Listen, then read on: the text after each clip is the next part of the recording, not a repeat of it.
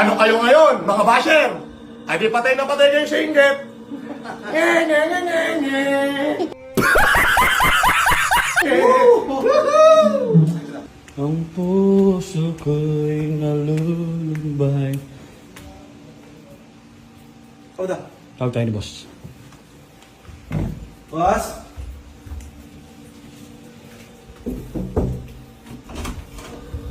Boss. Ay, sorry boss. O bakit? Anong ano? Mas tawag dito kami. Nag-video kayo? Ne? Ano yan, live ba yan? Hindi, hindi. Hindi, boss.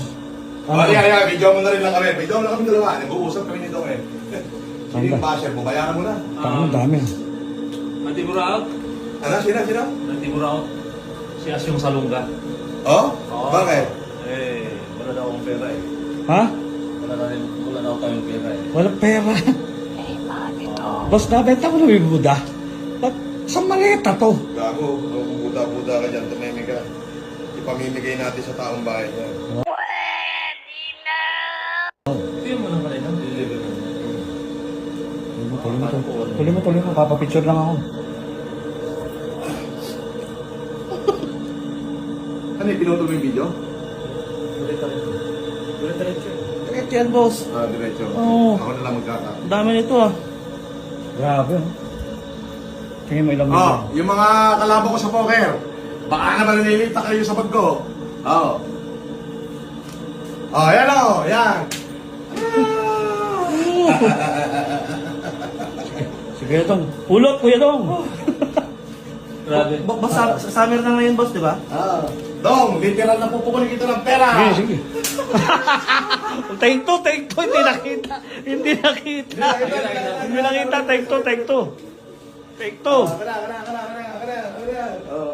Wala magbubulsa. Patay ko kayo.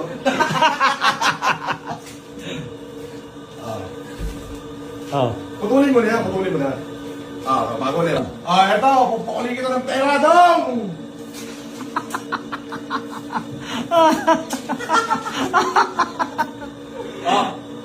Ah. Ito Ay. na, huwag kang magbulsa.